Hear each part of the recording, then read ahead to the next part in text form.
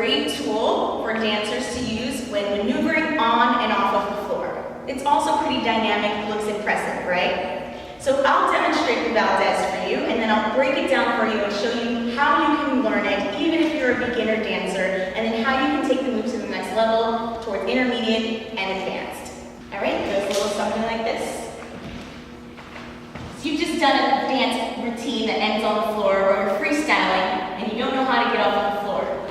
I'm a lefty, so I'm going to start with my right leg in front. If you're a righty, you'll switch and reverse it.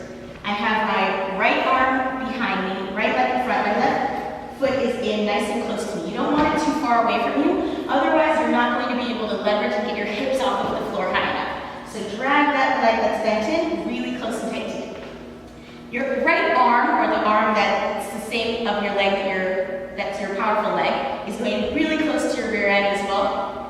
My left arm is extended out. From here, I'm going to push up and over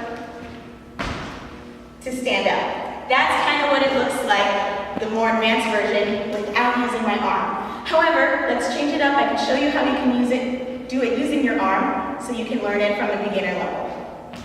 Silver down. Again, I have one leg extended out, the other leg is in straight. I'm going to push my hips all the way up towards the ceiling, and then my head is going to go straight back and up and over. In order to get your hips up, you're going to push off of this leg that's in close to you, like that. Now we're going to take this leg, you're going to draw a rainbow. This is the basic version. You're going to draw a rainbow with your extended leg right in front of you. And then you're going to land and stand. So the better you get at this move, the higher you'll be able to draw your rainbow up and over. And if you're having a little bit of trouble, you're more than welcome to use both of your hands.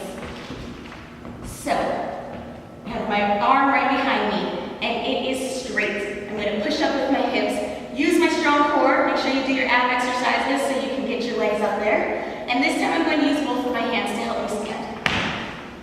Good, so that's what it looks like when you're a beginner and you're trying to get up. This is a move that requires a lot of strength, a lot of practice. Don't worry if you don't get it right away, keep practicing.